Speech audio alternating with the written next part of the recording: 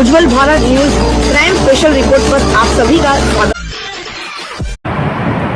વલસાડ જિલ્લા પોલીસ દ્વારા માનનીય ગૃહ રાજ્યમંત્રી હર્ષ સંઘવી સર એમના માર્ગદર્શન હેઠળ ડીજીપી શ્રી વિકાસ સહાય સાહેબ અને આઈજીપી શ્રી ફેબ્રિસિંગ સાહેબની સૂચનાથી એક ઓપરેશન હન્ટ ચલાવવામાં આવી રહ્યું છે.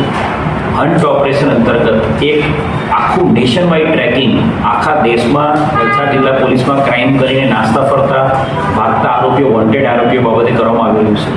આ નેશન વાઇડ હન્ટ ઓપરેશન અંતર્ગત અત્યાર સુધીમાં કુલ 95 જેટલા આરોપીઓ પકડી પાડવામાં આવ્યા છે.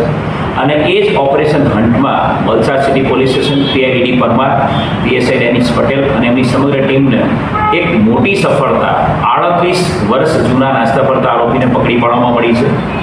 1988માં દિલીપભાઈ દેસાઈ નામના એક વ્યક્તિ જે વલસાડ સિટીમાં એક ફેક્ટરી ચલાવતા એ ફેક્ટરીના જે કર્મચારીઓ છે એના પગાર જે એમણે એમના ટેબલ પર મૂકેલો હતો એ ટેબલ પર મૂકેલો પગાર છે એ આ જે આરોપી છે એ આરોપી પ્રવીણ ઉદાભાઈ અસારી એ આરોપી અને એનો મિત્ર એ બે જણા આ પગારની સમગ્ર રોકડ રકમ લઈને ભાગી છૂટ્યા હતા.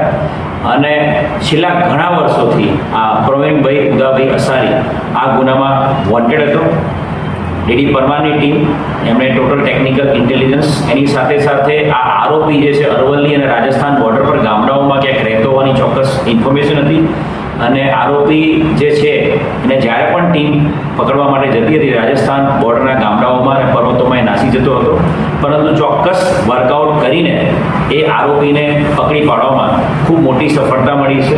1981ના નોકર ચોરીના આઈપીસી 381ના ગુનાના આરોપીને 38 વર્ષ બાદ વલસાડ જિલ્લા પોલીસે પકડી પાડ્યો છે અને ન્યાયિક કાર્યવાહી કરી છે. Thanks for watching UB News. Like and comment and don't forget to subscribe for latest updates. Subscribe our channel.